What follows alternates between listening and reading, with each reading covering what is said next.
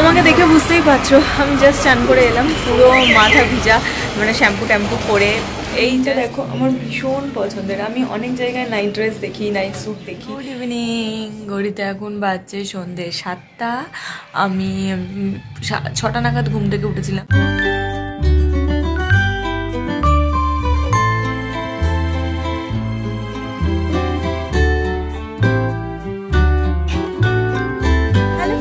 Morning, welcome back to my channel with new blog. আজ হচ্ছে Sunday আর ঘড়িতে এখন বাজছে বেলা 12:30।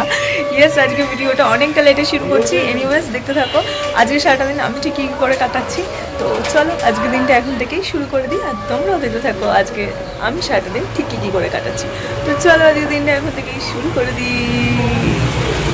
আমাকে দেখে বুঝতেই পারছো আমি জাস্ট চান করে এলাম, পুরো মাথা ভিজা, মানে শ্যাম্পু ট্যাম্পু করে এই জাস্ট এলাম ব্যালকানিতে। ভিডিওটাও আজকে এখন থেকেই শুরু করছি। সকাল থেকে শরীর ভালো ছিল না সেটা বলবো না, শরীর আপাতত ঠিকঠাক আছি।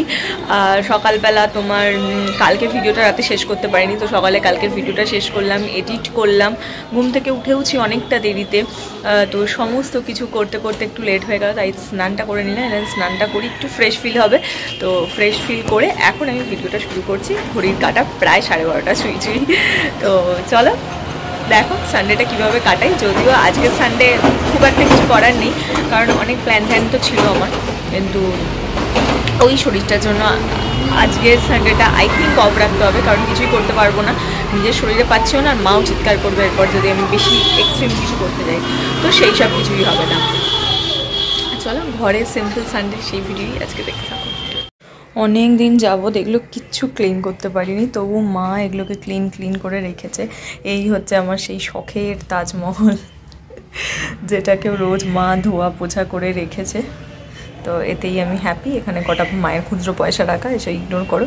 আপাতত এটাকে আমি সেট আপ করবো, কিন্তু আসার পর থেকে একটার পর একটা এমন যাচ্ছে, ঠিকঠাক করে একে যে গুছিয়ে গাছিয়ে রাখবো সেটুকুনো হচ্ছে না, একে এখানেই ফেলে রেখেছি। তো চলো এখন একটু আমি টিভি দেখবো। কি করব, কী বা করার আছে। ও বাবা 12:30 কি 1টা বাজে, দেখো চুল কখন শুকোবে জানি না। তো আপাতত একটু টিভি দেখি বসে বসে।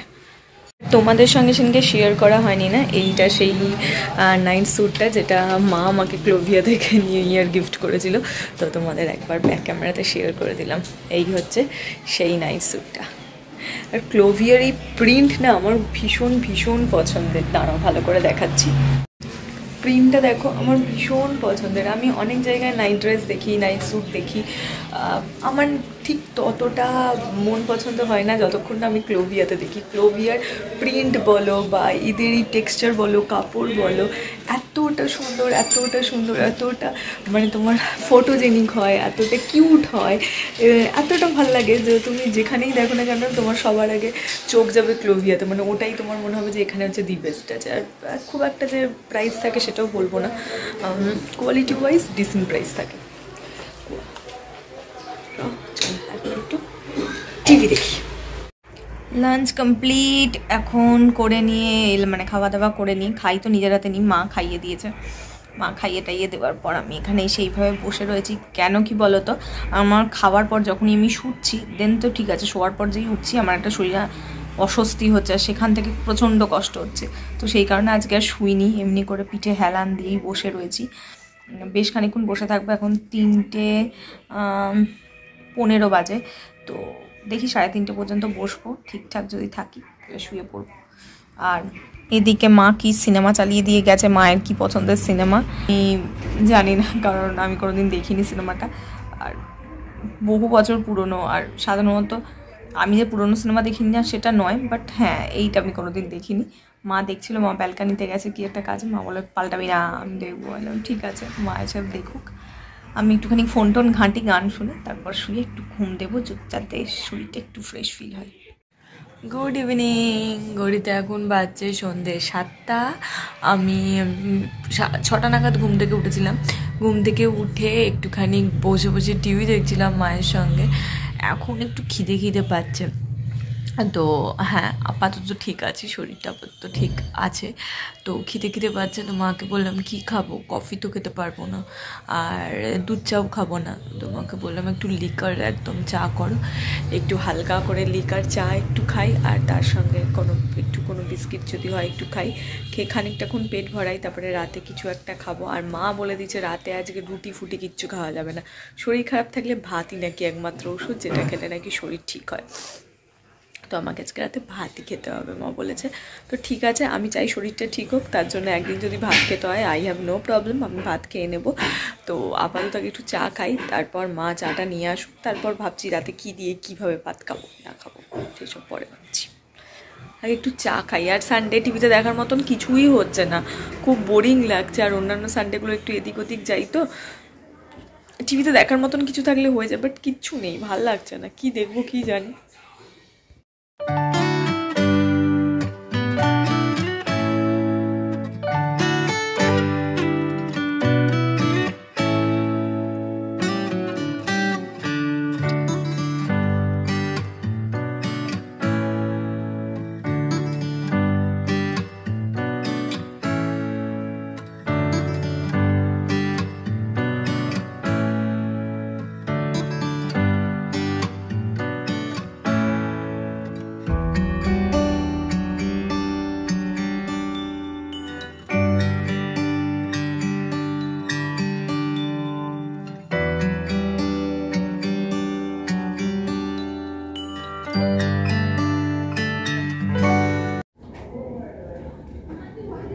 ডিনার হয়ে গেছে, অনেক দিন বাদে আজকে ডিনারে ঘি, আলু ভাজা, ভাত, বেগুন ভাজা এইসব খেলাম। তোমরা হয়তো বলতে পারো শরীর খারাপ, তার মধ্যে ঘি খাচ্ছে।